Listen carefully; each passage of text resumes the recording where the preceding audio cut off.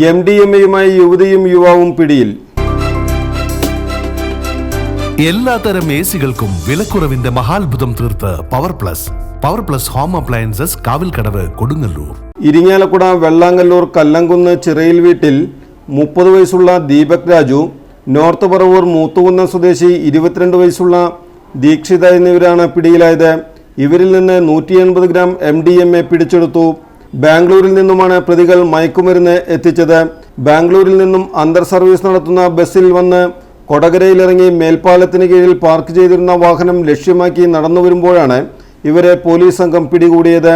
ഇരിങ്ങാലക്കുട ഭാഗത്ത് പ്രധാന ലഹരി വിൽപ്പനക്കാരനായ ദീപക് മുൻപും ലഹരിമരുന്ന് കേസിൽ പിടിയിലായിട്ടുണ്ട്.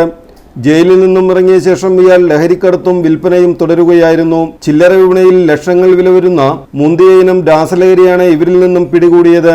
തൃശൂർ റൂറൽ ജില്ലയിലെ ഏറ്റവും വലിയ രാസലഹരി വേട്ടകളിലൊന്നാണിത്. പ്രതികൾ ഉൾപ്പെടുന്ന ലഹരി സംഘത്തെക്കുറിച്ച് പോലീസ് അന്വേഷണം ഊർജിതമാക്കി.